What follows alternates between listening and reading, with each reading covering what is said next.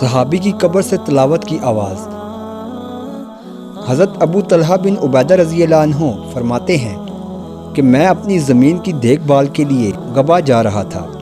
تو راستے میں رات ہو گئی، اس لیے میں حضرت عبداللہ بن عمرو بن حرم رضی اللہ عنہ کی قبر کے پاس ٹھہر گیا۔